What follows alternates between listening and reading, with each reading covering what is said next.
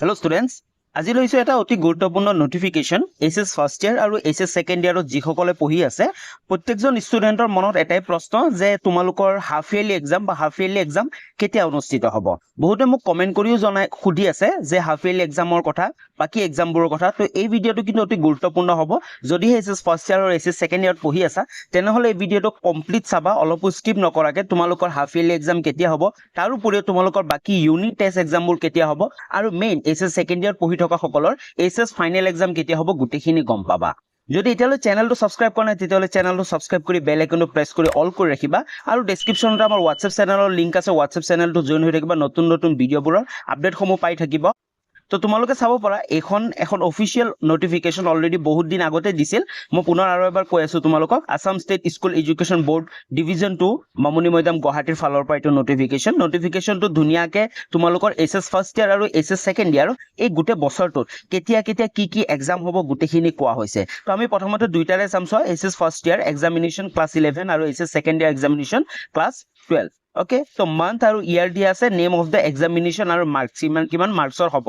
মাৰ্কছটো ক'ব নোৱাৰি, কাৰণ বহুতো কলেজ বা বহুতো স্কুলত মাৰ্কছটো 50 মাৰ্কছৰ মাৰ্কছটো বেলেগ বেলেগ হ'ব পাৰে, কিন্তু এক্সামসমূহ কেতিয়া কেতিয়া পাতিব লাগিব সেইখিনি ইম্পৰ্টেণ্ট। তো চোৱা, অলৰেডি আগষ্ট মান্থ আছে এইচএছ ফাৰ্ষ্ট ইয়াৰৰ, মানে আগষ্ট মান্থ ষ্টাৰ্ট হ'বয়ে। এইটো জুলাই মাহ চলি আছে, শেষে হ'ব। আগষ্ট মান্থত তোমালোকৰ ফাৰ্ষ্ট ইউনিট টেষ্ট হ'ব, আৰু ইউনিট টেষ্ট 25 মাৰ্কৰ থাকিব। অ'কে, তো বহুতো স্কুলৰ হ'ব পাৰে যে এইচএছ ফাৰ্ষ্ট ইয়াৰ এক্সাম হৈ গৈছে, কিন্তু কথা নাই। কিন্তু যিসকলৰ হোৱা নাই তেওঁলোকৰ কিন্তু এই গাইডলাইন মতে আগষ্ট মাহত তোমালোকৰ ফাৰ্ষ্ট ইউনিট টেষ্ট হ'ব লাগিব, আৰু 25 মাৰ্ক থাকিব। অ'কে, তো অলৰেডি চেম তেনেকৈ এইচএছ ছেকেণ্ড ইয়াৰত জুন মাহত অলৰেডি হৈ গৈছে ফাৰ্ষ্ট ইউনিট টেষ্ট 25 মাৰ্কৰ। তাৰপিছত আমি নেক্সট ক'বলৈ গ'লে নৱেম্বৰ মাহত, অ'কে, এইচএছ ফাৰ্ষ্ট ইয়াৰ মনত ৰাখিবা, তোমালোকৰ নৱেম্বৰ মাহত তোমালোকৰ হাফ ইয়াৰলি এক্সাম হ'ব, আৰু হাফ ইয়াৰলি এক্সাম 50 নম্বৰ থাকিব, মানে প্ৰতিটো তোমালোকৰ ছাবজেক্টত 50 নম্বৰৰ এক্সাম হ'ব। চেম তেনেকৈ এইচএছ ছেকেণ্ড ইয়াৰ সকলৰ ছেপ্টেম্বৰত হ'ব হাফ ইয়াৰলি এক্সাম। মনত ৰাখিবা, তোমালোকৰ ছেপ্টেম্বৰত হাফ ইয়াৰলি এক্সাম হ'ব, আৰু 50 নম্বৰ থাকিব। তাৰপিছত এইচএছ ফাৰ্ষ্ট ইয়াৰৰ যি ইউনিট টেষ্ট 2, কাৰণ দুটা ইউনিট টেষ্ট হ'ব বুলি কৈছিল, ইউনিট টেষ্ট 1 অলৰেডি কিছুমান স্কুলৰ হৈ গৈছে, নাইবা আগষ্টত হ'ব। তাৰপিছত নৱেম্বৰত হাফ ইয়াৰলি হ'ব। তাৰপিছত জানুৱাৰীত তোমালোকৰ ইউনিট টেষ্ট 2 হ'ব, য'ত তোমালোকৰ 25 মাৰ্ক থাকিব। চেম তেনেকৈ এইচএছ ছেকেণ্ড ইয়াৰৰ ইউনিট টেষ্ট অক্টোবৰ মাহত হ'ব, আৰু 25 নম্বৰ থাকিব। অ'কে, তাৰপিছত এইচএছ ফাৰ্ষ্ট ইয়াৰৰ কাৰণে মাৰ্চ 2027 মাৰ্চ মাহত তোমালোকৰ কি হ'ব, এনুৱেল এক্সামিনেশ্যন হ'ব। এইটোতো লিখি দিছোঁ, চোৱা, বিফৰ 31 মাৰ্চ 2027। তো 31 মাৰ্চৰ আগতে তোমালোকৰ এনুৱেল এক্সাম তোমালোকৰ খতম হ'ব। অ'কে, তো মাৰ্চ মাহতে ষ্টাৰ্ট হয়, মাৰ্চ মাহতে তোমালোকৰ খতম হ'ব এইচএছ ফাৰ্ষ্ট ইয়াৰৰ এনুৱেল এক্সামিনেশ্যন। তাৰপিছত আমি এইচএছ ছেকেণ্ড ইয়াৰ যদি কওঁ, তোমালোকৰ ডিচেম্বৰ মাহত তোমালোকৰ হ'ব ৰিভিজনেৰী টেষ্ট, যাক আমি প্ৰি ফাইনেল বা প্ৰি টেষ্ট বুলি কয় যে। তো ডিচেম্বৰ মাহত তোমালোকৰ হ'ব প্ৰি ফাইনেল বা ৰিভিজনেৰী টেষ্ট। আৰু এই ৰিভিজনেৰী টেষ্টত কি কোৱা হৈছে, only theory examination will be held.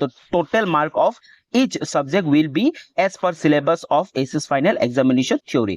Only তোমালোকৰ থিয়ৰী এক্সাম হ'ব, ইয়াতে তোমালোকৰ প্ৰেক্টিকেল এক্সামবোৰ নহয়। যিবোৰ ছাবজেক্টত প্ৰেক্টিকেল থাকে সেইবোৰ ছাবজেক্টৰ প্ৰেক্টিকেল এক্সামবোৰ নহয়, অনলি কি হ'ব, তোমালোকৰ থিয়ৰী মাৰ্কখিনি হ'ব, থিয়ৰীৰহে তোমালোকৰ এই ৰিভিজনেৰী টেষ্ট হ'ব। আৰু এইচএছ ছেকেণ্ড ইয়াৰ সকলৰ যিসকল এইবাৰ এইচএছ ফাইনেল দিব, ফেব্ৰুৱাৰী আৰু মাৰ্চত তোমালোকৰ কি হ'ব, এইচএছ ফাইনেল এক্সামিনেশ্যন হ'ব। তোমালোকৰ এই ফেব্ৰুৱাৰীত ষ্টাৰ্ট হ'ব আৰু মাৰ্চত খতম হ'ব। অ'কে, তো এইখিনিলৈ আছিল। তোমালোকৰ যিসকলৰ এতিয়ালৈ কনফিউজন আছে যে হাফ ইয়াৰলি এক্সাম কেতিয়া হ'ব, নেক্সট এক্সামবোৰ কেতিয়া হ'ব, তো এইখন মতেহে গোটেই স্কুল বা কলেজে গোটেইখিনি এক্সাম কণ্ডাক্ট কৰে। তো এইখন তোমালোকে চালে তোমালোকৰ গোটেইখিনি এক্সাম কেতিয়া হ'ব গোটেইখিনি তোমালোকে গম পাই যাবা। তাতকৈ ইম্পৰ্টেণ্ট কথা, তোমালোকৰ যি এতিয়া নেক্সট হাফ ইয়াৰলি এক্সাম হ'ব, কিছুমান হয়তো এইচএছ ফাৰ্ষ্ট ইয়াৰৰ ইউনিট টেষ্ট এক্সাম হ'বলৈ বাকী আছে, কিন্তু এইচএছ ছেকেণ্ড ইয়াৰ আৰু এইচএছ ফাৰ্ষ্ট ইয়াৰ দুইটাৰে হাফ ইয়াৰলি এক্সাম আটাইতকৈ ইম্পৰ্টেণ্ট হ'ব। নেক্সট হাফ ইয়াৰলি এক্সামৰ কাৰণে তোমালোকৰ চিলেবাছ কি হ'ব তাৰ ওপৰতো ভিডিঅ' আহিব। কিন্তু আৰু এটা কথা, ইয়াতে নটিফিকেশ্যন কিছুমান ইম্পৰ্টেণ্ট লিখা আছে, সেইখিনিৰ মতে কিন্তু তোমালোকক কৈ দিওঁ, যি তোমালোকৰ হাফ ইয়াৰলি এক্সাম আছে, অ'কে, হাফ ইয়াৰলি এক্সাম আছে আৰু এনুৱেল এক্সাম আছে। অলৰেডি গমেই পোৱা, হাফ ইয়াৰলি, এনুৱেল আৰু এইচএছ ছেকেণ্ড ইয়াৰৰ কাৰণে যি ৰিভিজনেৰী টেষ্ট আছে, এইবোৰ কিন্তু তোমালোকৰ কুৱেশ্যন পেপাৰবোৰ ৰেডি কৰিব DLIEC, মানে ডিষ্ট্ৰিক্ট লেভেল ইণ্টাৰনেল এক্সাম কমিটিৰ ফালৰ পৰা।